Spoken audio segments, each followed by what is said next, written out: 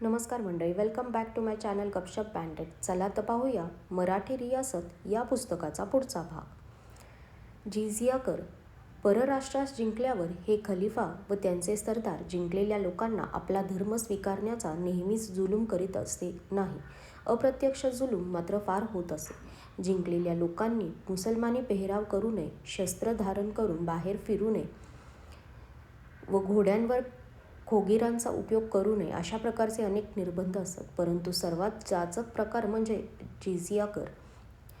परधर्मी लोकांच्या संरक्षणार्थ त्याचवर मुसलमानांनी एक कायमचा कर बसवला. त्यास जिझिया असे म्हणत. दर साल दर असामीस सोन्याचा 1 दिनार द्यावा लागे. लेम्पुल म्हणतो, प्रत्येकावर दर्जाप्रमाणे दर साल 60, 30 किंवा 15 रुपये कराची रक्कम असे. ब्राह्मणांवर 1/3 आकारणी करत असे. कित्येकांच्या मते बायका मुलास कराची माफी असे आणि कित्येकांच्या मते सर्वच सर्व सरसकट हा कर द्यावा लागे. कित्येक राज्यकर्ते विशिष्ट प्रसंगी किंवा विशिष्ट जातीस हा कर माफ करीत. साधू, निराश्रित व गुलाम अशा लोकांपासून हा कर घेऊ नये असा नियम होता. कराचे 2 प्रकार असत, एक स्वसंतोषाचा व दुसरा जबरदस्तीचा. जबरदस्तीचा म्हणजे अलीकडील जादा पोलिसच्या सारखा. स्वसंतोषाचा मतलब असा की मुसलमानांच्या कर्तृत्वात धर्म व राज्य या दोन्ही गोष्टी एकवटलेल्या असून त्या अर्थात अनन्योपासक होत्या. धर्माच्या सबबीवर राज्यवाढ आणि राज्याच्या सबबीवर धर्मप्रसार होय. मुसलमानांनी स्वारी करून इराणसारखा एखादा नवीन देश जिंकल्याबरोबर पुढील अवस्थेची त्यास तजवीज करावी लागे. ते जिंकलेल्या लोकांस सांगत, बाबांनो, तुमचा आम्ही पाडाव केला आहे, आता तुम्ही आमचे ताबेदार आहात, तेव्हा आम्हास बंड वगैरे करू न देता तुमचा सांभाळ करणे आमचे कर्तव्य आहे. हे कर्तव्य तडीस नेण्याचे 2 मार्ग आहेत. त्यापैकी कोणता तरी एक तुम्ही पत्करला पाहिजे. तुम्ही मुसलमानी धर्म स्वीकारा व आमच्यामध्ये मिळून जा, म्हणजे आमचे सर्व अधिकार व हक्क तुम्हास एकदम प्राप्त होईल. ही गोष्ट पत्करत नसेल तर तुम्ही प्रत्येकाने ठरीव कर दिला पाहिजे, म्हणजे ह्या कराच्या उत्पन्नावर तुमच्या संरक्षणाचा खर्च भागविता येईल. मुसलमानी धर्म स्वीकारून एकंदर राज्याचे व ऐश्वर्याचे वाटेकरी व्हावे, नाहीतर कर देऊन स्वस्थ बसावे.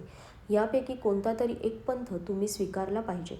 अशा रीतीने विधर्मी लोकांवर मुसलमानांनी जो कर बसविला त्यास जिझिया असे म्हणत. सिरिया वगैरे प्रांतात ख्रिस्ती लोक राहत होते. त्यांनी हा कर देण्याचे कबूल केल्यावर त्यांच्या वाटेस मुसलमान गेले नाहीत. उलट ख्रिस्ती देवालय व त्यांची उत्पन्ने मुसलमानांनी पूर्वीप्रमाणे निर्वेद्य चालविली.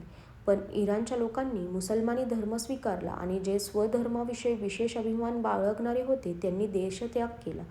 तेथून ते हिंदुस्थानाच्या पश्चिम किनाऱ्यावर संजन, नवसरी वगैरे ठिकाणी येऊन राहिले. हे ते पारशी होत. सारांश, जिझिया कर परधर्मी लोकांस दुसह वाटे खरा, पण जे कोणी दुसरे देश जिंकतात त्यास परिस्थितीनुरूप अशा प्रकारच्या युक्तीचा अवलंब करून आपला शह बसवावा लागतो. या कामी महमद घोरी, अल्लाउद्दीन खिलजी, औरंगजेब वगैरे पुरुषांनी लोकांवर थोडे बहुत जुलूम केले असतील, तथापि जिझिया कराची मूळ कल्पना केवळ क्रूरपणामुळे निघाली होती असे होत नाही. अकबराने मात्र जिझिया कर काढून हिंदू मुसलमानांचे ऐक्य करण्याचा प्रयत्न केला. मराठ्यांनीही हिंदुस्थानात चौथाई व सरदेशमुखी या करांच्या रूपाने आपल्या शह जिंकलेल्या प्रांतांवर बसविला होता. जिंकलेल्या लोकांची हत्यारे काढून घेऊन त्यास निशस्त्र ठेवणे ही हल्लींची पद्धतीसुद्धा शांतता राखण्याची एक युक्तीच आहे. जिझिया कर दिल्याने परधर्मियांचा बचाव मात्र होई, परंतु मुसलमानी धर्म स्वीकारल्याबरोबर कोणाही इसमास, मग तो कोणत्याही रंगाचा किंवा जातीचा असला तरी, मुसलमानांच्या बरोबरीने सर्व हक्क प्राप्त होऊन लुटीचा वाटा व लष्करात मोठमोठ्या जागा मिळत. केवळ धर्म असल्यामुळे लोकांवर जिझिया कर बसविला नाही हे वरील समर्थनातील तत्व विचारसरणीस पटणे शक्य नाही. कोणताही देश प्रथम जिंकताना असा कर बसविणे अपरिहार्य असते, परंतु पुढे देशात शांतता होऊन नवीन राजाचा अंमल लोकांनी मान्य केला आणि राजनिष्ठेने त्याची नोकरी पत्करून त्याच्या जीवास जीव देण्यास ते तयार झाले, म्हणजे मग कराची आवश्यकता राहत नाही. हे तत्व ओळखून अकबराने हा कर माफ केला. केवळ धर्मभेदामुळे कर बसविल्याने तो लोकांस किती दुस्सह वाटला हे औरंगजेबाच्या वेळेस निदर्शनास आले. अरब लोकांस यशप्राप्ती होण्याचे दुसरे एक कारण ग्रंथकारांनी असे दिले आहे की महम्मदाने जागृत केलेला धर्माचा आवेश त्यांच्या स्त्रियांनी द्विगुणित वाढविला. अरब स्त्रिया आपल्या पतींबरोबर युद्धात जात, त्यांच्या श्रमाचा वाटा घेत, आपल्या मधुर गायनाने त्यास उत्साह आणीत आणि अशा अर्धांगिनींकडून शाब्बासकी मिळवण्यास लोकांना ईर्ष्या वाटे. मुसलमानांचे अजब पराक्रम. उमैद वंश. महम्मद मरण पावल्यावर 100 वर्षे झाली नाहीत तोच मुसलमानांनी चहूकडे विलक्षण दिग्विजय संपादिले. त्यांनी इराण देश जिंकल्यामुळे पारशी लोकांचे व पारशी धर्माचे हजारो वर्ष चालत आलेले ऐतिहासिक महत्त्व नष्ट झाले. आशिया मायनर व सिरिया हे देश मुसलमानांच्या कब्जात गेल्याबरोबर ख्रिस्ताची चरित्रभूमी जेरुसलेम शहर त्याच्या ताब्यात गेले. आफ्रिकाचा उत्तर किनारा नुकताच बादशहांनी वॅन्डल्स लोकांपासून जिंकून घेतला होता. तो व इजिप्त देश मुसलमानांच्या हातात पडल्याने त्या खंडाचा पुढील इतिहास अगदी बदलून गेला. वास्तविक आफ्रिकेच्या या भागाची पूर्वस्थिती अगदी दक्षिण युरोपासारखी होती आणि मुसलमानांनी तो भाग जिंकला नसता तर त्याची भावी सुधारणाही दक्षिण युरोपसारखीच बनली असती. उत्तर आफ्रिका मुसलमानांनी जिंकल्यामुळे तो भाग युरोपीय सुधारणेस मुकला आणि अद्यापही निकृष्ट अवस्थेत कुजत पडला आहे, असे पाश्चात्य इतिहासतज्ज्ञ समजतात. आशिया मायनर जिंकल्याबरोबर अरबांनी शह देऊन युरोपात शिरण्याचे पूर्वनाके जी बॉस्फरस समुद्रधुनी ती काबीज करण्याचा प्रयत्न केला. अनेक वेळा त्यांनी निरकाराचे हल्ले केले, पण त्यावेळी त्यांचा तो प्रयत्न सफल झाला नाही. पुन्हा 40 वर्षांनी अरबांनी आरमार व फौज या दोहोंच्या साहाय्याने वेढा घातला, परंतु तेथील बादशाह लिओ इसोरियन याच्या शौर्यापुढे अरबांना यश मिळाले नाही. अरबांच्या ह्या अपयशामुळे युरोपचा भावी इतिहास साफ बदलून गेला. उमैद वंशातला खलिफा दुसरा उमर ह्यास अरबांचा मार्कस ऑरेलियस असे म्हणतात. रोमन बादशहामध्ये मार्कस ऑरेलियस हा एक विख्यात साधू स्वभावाचा पुरुष होऊन गेला. सन 661 पासून ते 750 पर्यंत दमाकस शहर उमैद खलिफांची राजधानी होते. या अवधीत त्या शहराचे सौंदर्य अतिशय वाढले. दमाकसच्या वेळी सर्व पृथ्वीवर पहिल्या प्रतीचे शहर म्हणून वाखणले जात होते. मोठमोठे वाडे, बागा, कारंजे, दुकाने इत्यादिकांनी त्यास अप्रतिम शोभा आली होती. इमारती बांधणाऱ्या कामात मुसलमानांचा हात धरणारे दुसरे कोणीच झाले नाही असे म्हणावे लागते. केवळ राज्यकर्तेच मोठमोठ्या इमारती बांधीत असं नाही, तर त्यांचे उदाहरण पाहून सर्व मोठमोठे सरदार व श्रीमंत लोक हरेक ठिकाणी उत्तमोत्तम इमारती बांधू लागले. दूर अंतरावरून नाना तऱ्हेचे रंगीबेरंगी व चित्रविचित्र दगड मुद्दाम आणून ते या इमारतीस लावीत. मोठमोठे रस्ते बांधून त्यांच्या दोहो बाजूस झाडे लावणे व कालवे बांधून शहरात पाण्याचा पुरवठा करणे ही मुसलमानांची त्यावेळची कामे त्यांच्या प्रचंड उद्योगाची आजतागायत साक्ष देत आहेत.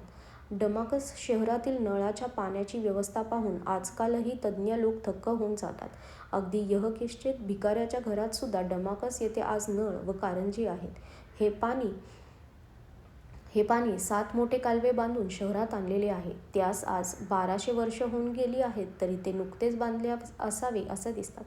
दमाकस येथील खलिफांच्या राहत्या वाड्याची खरी कल्पना वाचकास शब्दात देणे शक्य नाही.